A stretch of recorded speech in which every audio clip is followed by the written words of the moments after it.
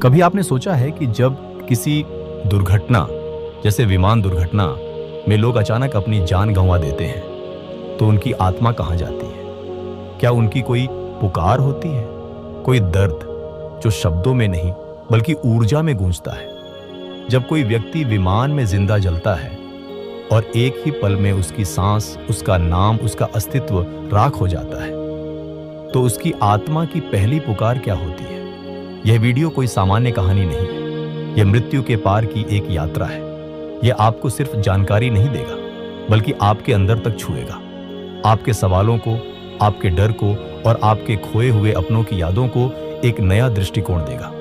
अगर आप यह वीडियो देख रहे हैं तो यह सिर्फ संयोग नहीं है। कहीं ना कहीं आपकी आत्मा जानती है कि उसे कुछ सुनना है, कुछ समझना है, कुछ याद करना है जो वह भूल गई थी। और मेरा वादा है, अगर आपने इसे अंत तक देखा तो आप सिर्फ इस विषय को नहीं समझेंगे, आप खुद को थोड़ा और जानने लगेंगे। जलती हुई देह से आत्मा की पहली पुकार जब एक जीवित व्यक्ति विमान में जल रहा होता है। उसकी त्वचा चीख रही होती है, सांस टूट रही होती है, पर एक चीज होती है जो नहीं टूटती, वह है चेतना। उस जलती देह से एक अनदेखी, अनसुनी पुकार निकलती है। कोई शब्द नहीं, कोई भाषा नहीं, बस एक कंपन, एक गूंज। यह पुकार आत्मा की पहली पुकार होती है। यह पुकार किसे लगाई जाती है? क्या वह भगवान को पुकारती है, या मां को, या अपने बच्चों के लिए कुछ कहती है, या सिर्फ डर से कांपती हुई उस आग से निकल जाना चाहती है? वह चेतना जो अभी कुछ मिनट पहले तक हंस रही थी, सोच रही थी, मोबाइल पर बात कर रही थी, अब आग में जलते हुए किसी और लोक की ओर बढ़ रही है। पर क्या वह तैयार थी? हमें लगता है कि कल सुबह उठेंगे, ऑफिस जाएंगे या नया फोन खरीदेंगे, पर वह आत्मा जो अब अपनी देह से अलग हो चुकी है, वह यह सब नहीं सोच रही। उसका पहला भाव होता है, क्या हुआ, यह क्या हो गया? और फिर आता है एक कंपन, एक कांपता हुआ कंपन। यह न आवाज है, न आहट, यह बस एक अंतरिक्षीय सन्नाटा है जिसमें आत्मा बोल रही होती है। उसे यह भी समझ नहीं आता कि वह मर गई है। जैसे ही चेतना शरीर से बाहर निकलती है, वह खुद को अपनी ही जलती हुई देह को देखते हुए पाती है। सामने लपटे हैं, लोग चीख रहे हैं, लेकिन अब वह स्वयं चीख नहीं सकती। उसका गला, उसकी जीभ सब वहीं रह गई है। और अब जो कुछ भी है वह सिर्फ मैं है, शुद्ध मैं। और वह मैं पूछती है, अब क्या?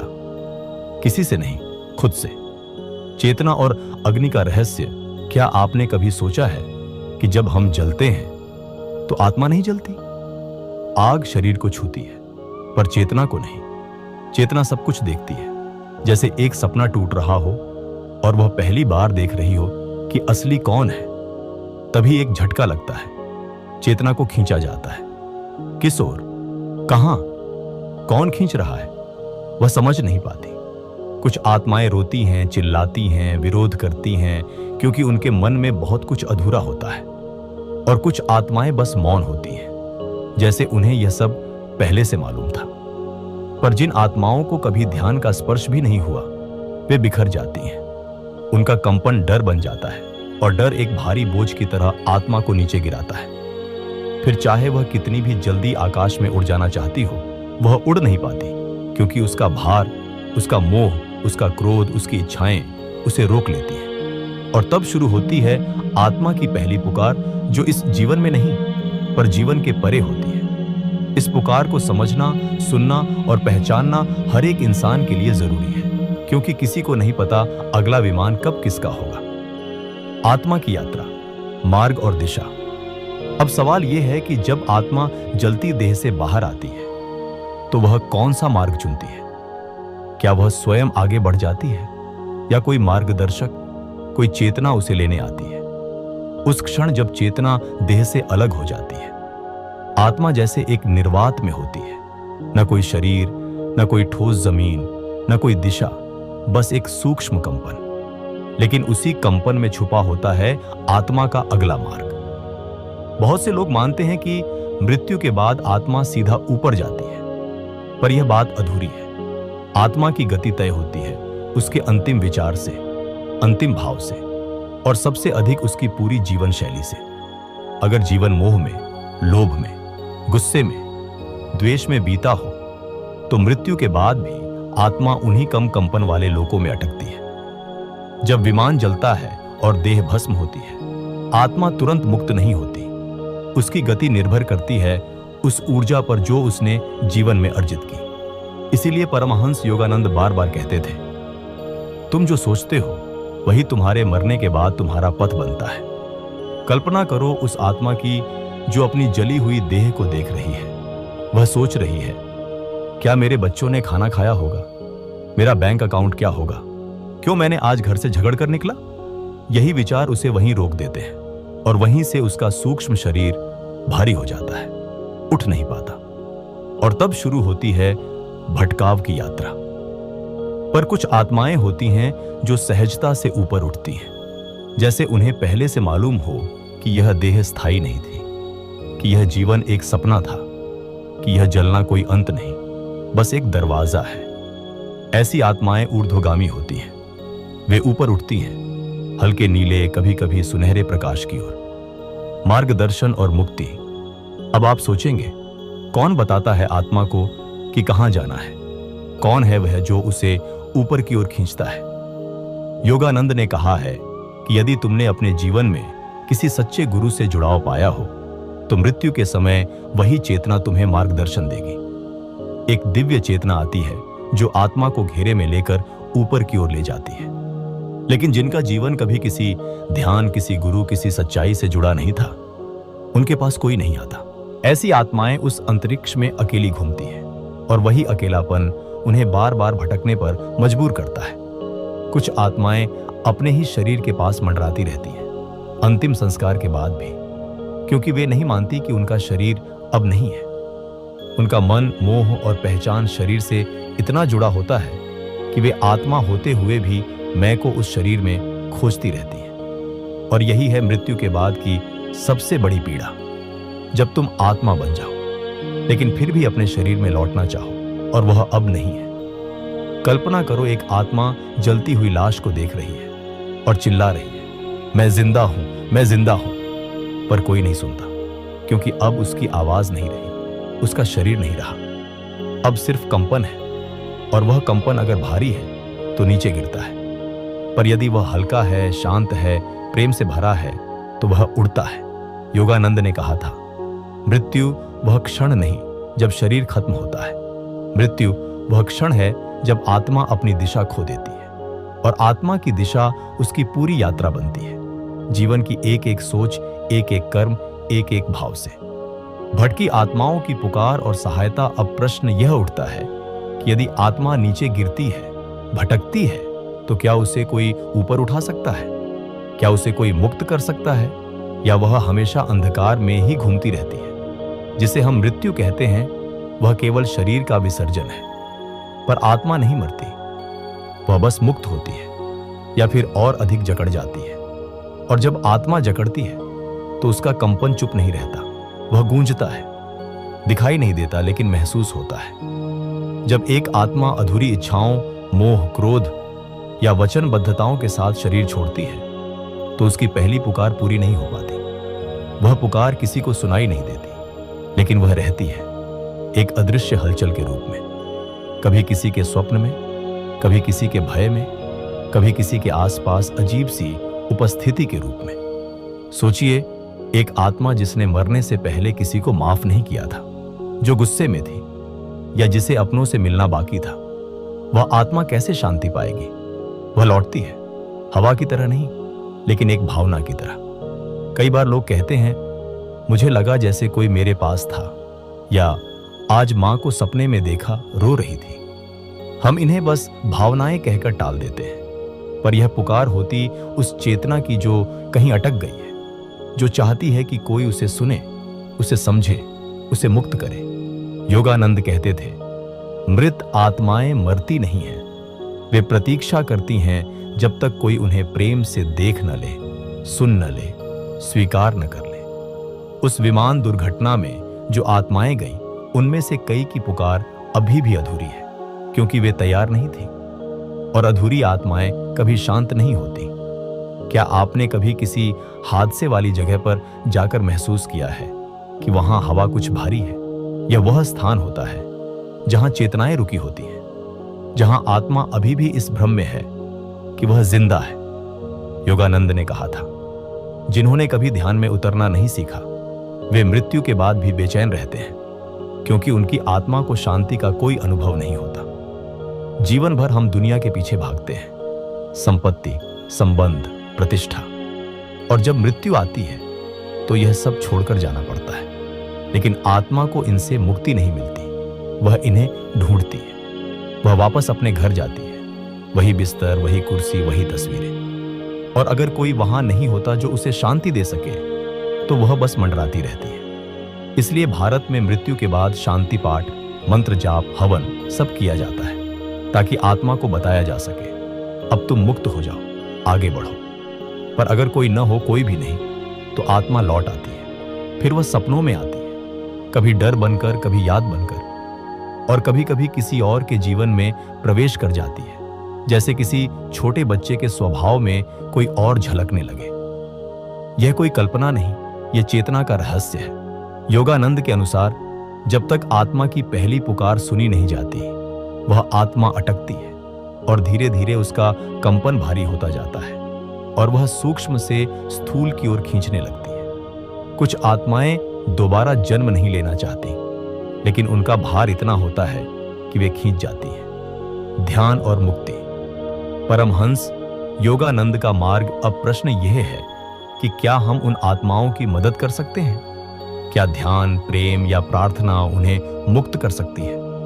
और क्या मृत्यु से पहले ही ऐसी साधना की जा सकती है जिससे आत्मा की गति सुनिश्चित हो जाए? जब आत्मा भटकती है तो केवल इसलिए नहीं कि उसकी इच्छाएं अधूरी रह गईं, बल्कि इसलिए कि उसने कभी स्वयं को जाना ही नहीं। जीवन में अगर हम खुद को नहीं पहचानते तो मृत्यु के बाद हम और भी अधिक खो जाते हैं। परमहंस योगानंद ने मृत्यु से डरने की बात कभी नहीं की। उन्होंने कहा, मृत्यु कोई अंत नहीं, एक गहरा बदलाव है, और यदि तुम सजग हो तो यह बदलाव तुम्हारे लिए मुक्ति बन जाता है। सजग होना यही है साधना, यही है मृत्यु की तैयारी। योगानंद जब जीवित थे तो उन्होंने अपने शिष्यों को यह सिखाया कि कैसे प्रतिदिन ध्यान में उतरकर मृत्यु के उस पार जाना सीखा जा सकता है। उन्होंने कहा, जो व्यक्ति प्रतिदिन ध्यान करता है वह प्रतिदिन मृत्यु का अभ्यास करता है, और जब वास्तविक मृत्यु आती है तो वह डरता नहीं, मुस्कुराता है। यह बात केवल शब्द नहीं थी, योगानंद ने इसे जी कर दिखाया। उनकी मृत्यु कोई सामान्य घटना नहीं थी। उन्होंने पहले ही कह दिया था कि वे कब इस संसार से विदा लेंगे। और जब वह दिन आया, वह एक सभा में थे, अमेरिका में भारत के राजदूत का स्वागत कर रहे थे, और अचानक उनकी आंखें एक क्षण को बंद हुई। उनका शरीर सीधे खड़ा था और वे गिर पड़े, लेकिन गिरते समय भी उनके चेहरे पर मुस्कान थी। कोई पीड़ा नहीं, कोई तड़प नहीं, कोई डर नहीं, केवल शांति। डॉक्टरों ने कहा कि उनका शरीर घंटों तक कठोर नहीं हुआ, जो मृत्यु के बाद सामान्यतः होता है। यह समाधि की दशा थी, जहां आत्मा ने स्वयं अपने शरीर को छोड़ा, अपने समय पर, अपने निर्णय से। यह वही चेतना थी जो मृत्यु को भी अपने अधीन कर चुकी थी। अब आप सोचिए, जो आत्मा ऐसे शरीर से निकलती है, क्या वह भटकेगी? नहीं, वह सीधी उस प्रकाश में समाहित हो जाती है जिसे योगानंद ईश्वर की गोद कहते थे। उन्होंने कहा था, मैं एक दिन इस शरीर को ऐसे छोड़ूंगा जैसे एक आदमी पुराना कपड़ा उतारता है, और फिर मैं आकाश में बिखर जाऊंगा, तुम्हारे ध्यान में, तुम्हारी प्रार्थना में, तुम्हारे हृदय की गहराइयों में। जो आत्मा ध्यान में उतरना जानती है वह मृत्यु के बाद भटकती नहीं, वह पहुंचती है अपने स्रोत तक। हमारी भूमिका आत्माओं का पथ प्रदर्शक। अब सवाल उठता है कि क्या हम, आप, कोई सामान्य व्यक्ति किसी भटकी हुई आत्मा को शांति दे सकता है? योगानंद कहते हैं, हां, लेकिन कैसे? ध्यान से, प्रेम से, संकल्प से। जब कोई जीवित व्यक्ति किसी आत्मा के लिए मौन होकर ध्यान करता है, उस आत्मा को संबोधित करता है और कहता है, तुम अब मुक्त हो जाओ, प्रकाश की ओर बढ़ो, तो यह कंपन आत्मा तक पहुंचता है। क्योंकि मृत्यु के बाद आत्मा सबसे ज्यादा सुनती है, कंपन को, ऊर्जा को, भावना को। शब्द नहीं, भावना, वही जो तुम अपने भीतर लहराते हो। कभी किसी मृत व्यक्ति को याद करते हुए रोना आता है, या अचानक लगने लगता है कि वह तुम्हारे पास है। ये भावनाएं हवा में नहीं जाती, वे आत्मा तक पहुंचती हैं। इसलिए योगानंद ने कहा था, मृत्यु के बाद भी तुम अपने अपनों को छू सकते हो ध्यान के माध्यम से। यह कोई जादू नहीं, यह विज्ञान है, चेतना का विज्ञान। अब कल्पना करो, अगर कोई आत्मा जलते हुए विमान से बाहर निकली हो, डर में डूबी हो, कांप रही हो, और वह अकेली हो, तो क्या वह तुम्हारे प्रेम से शांत हो सकती है? हां, अगर तुम्हारा प्रेम शुद्ध हो तो वह उसकी पीड़ा को पिघला सकता है। और अगर तुम ध्यान से कहो, मैं तुम्हारे लिए शांति चाहता हूं, तो यह कंपन उसकी दिशा बदल सकता है। ऐसे ही होता है मृत्यु के पार का संवाद। जीते जी आत्मा को जानना। अब यहां से एक गहरा प्रश्न उठता है, क्या हम केवल मृत आत्माओं को ही शांति दे सकते हैं, या हम अपने वर्तमान जीवन में भी आत्मा को जागृत कर सकते हैं? जब हम कहते हैं आत्मा अमर है, तो क्या हमने कभी उसे भीतर महसूस किया है? कई लोग पूरी जिंदगी यह शब्द सुनते हैं, आत्मा, परमात्मा, पुनर्जन्म, पर इन शब्दों के पीछे जो सच्चाई है वह कभी छू नहीं पाते। ठीक वैसे जैसे कोई पानी के किनारे खड़ा रह जाए पर डुबकी न लगाए। योगानंद ने कहा था, जब तक तुम केवल शरीर को ही मैं मानते हो, तब तक मृत्यु तुम्हें डराएगी, पर जिस दिन तुम आत्मा को पहचान लोगे, उसी दिन मृत्यु तुम्हारी सहेली बन जाएगी। लेकिन आत्मा को पहचाना कैसे जाए? उसके लिए न कोई किताब चाहिए, न कोई मंत्र, केवल मौन चाहिए। गहरा मौन, भीतर उतरने की इच्छा। हमारा ध्यान अक्सर बाहर है, किसी की बातों में, फोन में, समाचारों में, रिश्तों की उलझनों में। पर कभी क्या हमने पूरे दिन में कुछ पल ऐसे निकाले हैं जहां केवल हम हों और हमारी सांस, जहां कोई विचार न हो, न कोई छवि, न कोई उम्मीद, बस एक मौन उपस्थिति? वहीं से आत्मा की पहचान शुरू होती है। योगानंद ने इसे इनर स्टिलनेस, भीतरी शांति कहा। उन्होंने सिखाया, हर सुबह ब्रह्म मुहूर्त में उठो, अपनी आंखें बंद करो और केवल अपनी सांसों को महसूस करो। जब विचार आए, उन्हें आने दो, पर तुम उनकी ओर देखो नहीं, बस सांसों पर लौट आओ। धीरे धीरे वह क्षण आएगा जब सांसें भी नहीं रहेंगी, विचार भी नहीं रहेंगे, और एक शून्य बचेगा। वही शून्य आत्मा का द्वार है। वहीं से वह रोशनी शुरू होती है जिसे योगानंद प्रेम का कंपन कहते थे। न वह भावना है, न विचार, वह एक उपस्थिति है, एक ऐसी अनुभूति जो शब्दों से परे है, लेकिन एक बार मिल जाए तो जीवन बदल जाता है। और जब आत्मा को हम जीते जी पहचान लेते हैं, तो मृत्यु से पहले ही हम मुक्त हो जाते हैं। मृत्यु फिर एक घटना नहीं रहती, वह एक शांत बदलाव बन जाती है। और सोचिए, जो व्यक्ति जीते जी आत्मा को देख लेता है, उसकी मृत्यु कैसी होगी? वह बिना डर के जाएगी, जैसे कोई प्रिय आत्मा अपने घर लौटती है। योगानंद ने अपने जीवन में ऐसे कई साधकों को यह अनुभव कराया। उन्होंने एक बार कहा था, ध्यान का अभ्यास ऐसे करो जैसे आज तुम्हारी मृत्यु होने वाली है, फिर देखना तुम आज ही परमात्मा से मिल जाओगे। आत्मा का कंपन, एक शाश्वत उपस्थिति। अब प्रश्न उठता है कि क्या यह अनुभव केवल साधु सन्यासियों के लिए है? नहीं, यह अनुभव हर उस व्यक्ति के लिए है जो ईमानदारी से और गहराई से भीतर उतरने को तैयार है। कोई किसान हो, कोई मां, कोई विद्यार्थी, आत्मा सब में है और सब उसे जान सकते हैं, बशर्ते वे पल भर को रुकें और ध्यान दें। हमारा शरीर मृत्यु से डरता है क्योंकि वह नश्वर है, पर आत्मा मृत्यु से डरती नहीं, क्योंकि वह जानती है यह शरीर एक वस्त्र है जो समय आने पर उतार दिया जाएगा। योगानंद ने कहा था, जो व्यक्ति आत्मा को पहचान लेता है, वह कभी किसी की मृत्यु पर नहीं रोता। वह जानता है आत्मा अभी यही है और हमेशा रहेगी। अब समझिए, अगर आत्मा को जीते जी पहचान लिया जाए, तो मृत्यु के बाद वह क्यों भटके? वह तो सीधा अपने स्रोत की ओर चली जाती है, जैसे नदी समुद्र में समा जाती है। यही कारण है कि योगानंद बार बार कहते थे, मृत्यु को बाहर मत देखो, पहले भीतर मृत्यु का अनुभव करो। और वही अनुभव, वही मौन, वही ध्यान आत्मा की पहली स्वतंत्र सांस है। जागृत आत्मा और उसकी गूंज। अब यहां से हम एक और रहस्य की ओर बढ़ते हैं। क्या आत्मा का यह कंपन केवल हमें प्रभावित करता है, या हमारे आसपास के लोगों को भी? क्या कोई व्यक्ति जो आत्मा के स्तर पर जी रहा हो दूसरों की चेतना में भी परिवर्तन ला सकता है? कभी आपने किसी जगह जाकर अचानक सिहरन महसूस की है, या किसी व्यक्ति के सामने बैठते ही भीतर एक शांति सी उतर गई हो? यह सिर्फ संयोग नहीं है, यह ऊर्जा है, आत्मा की ऊर्जा। परमहंस योगानंद की मृत्यु को दशकों बीत चुके हैं, लेकिन आज भी लाखों लोग कहते हैं, जब मैं योगानंद की तस्वीर को देखता हूं तो भीतर कुछ हिलता है, जैसे कोई मुझे बुला रहा हो, जैसे कोई मेरे अंदर रोशनी जगा रहा हो। यह उसी आत्मा का कंपन है जो मृत्यु के पार भी जीवित है। योगानंद ने स्वयं कहा था, मेरा शरीर एक दिन नहीं रहेगा, पर मेरी चेतना इस धरती पर गूंजती रहेगी। जो ध्यान में डूबेगा वह मुझे पाएगा। यह कोई कविता नहीं थी, यह एक भविष्यवाणी थी जो आज सच हो रही है। आज भी जब कोई व्यक्ति गहराई से ध्यान करता है, उसे योगानंद की उपस्थिति का अनुभव होता है। कई शिष्यों ने बताया, ध्यान में जब हमारी सांसें रुक जाती हैं और विचार थमते हैं, तब हमें योगानंद दिखते हैं, अपने उसी मौन मुस्कान में। क्या यह कल्पना है? नहीं, यह आत्मा का विज्ञान है।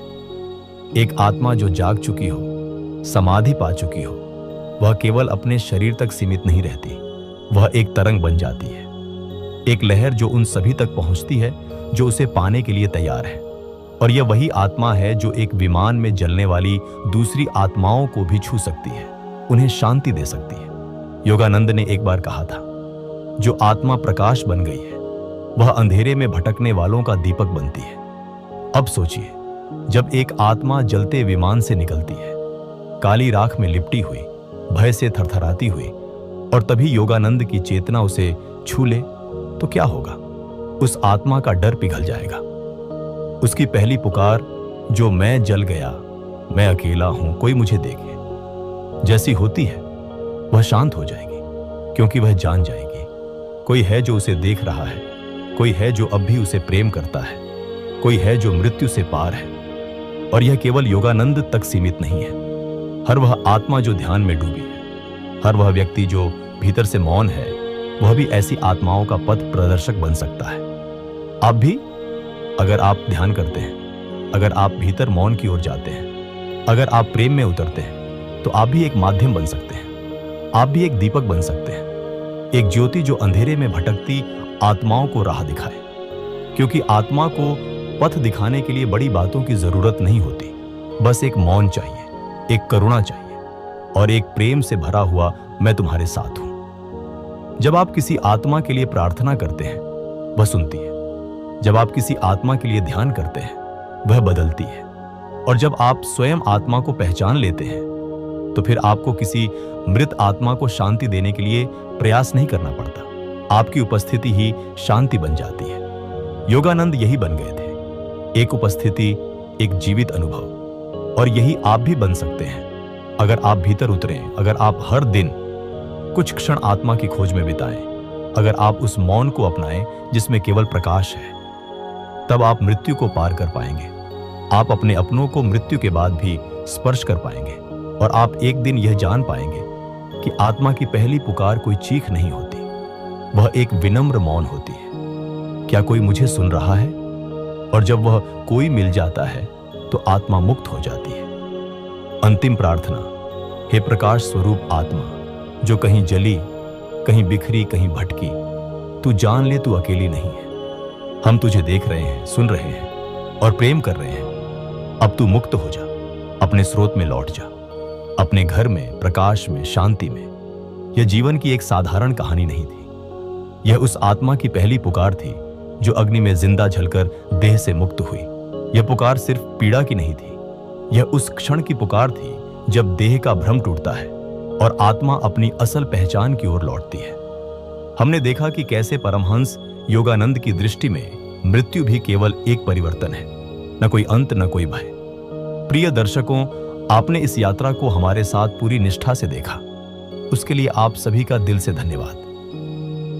यह वीडियो केवल एक कहानी नहीं था, यह एक दरवाजा था आपकी चेतना की गहराइयों की ओर। अगर आपके भीतर कोई कंपन हुआ हो, कोई मौन गूंज उठा हो, तो जान लीजिए आत्मा आपको बुला रही है।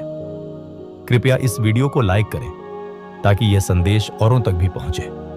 सब्सक्राइब जरूर करें, क्योंकि ऐसी ही गहराइयों की यात्राएं हम आपके लिए लेकर आते रहेंगे। और एक कमेंट में बताइए, जब आत्मा पुकारती है तो आप क्या अनुभव करते हैं। हम फिर मिलेंगे एक और यात्रा में, एक और रहस्य के साथ, जहां शरीर सीमाएं नहीं बनाएगा और आत्मा मुक्त होकर बोलेगी। धन्यवाद।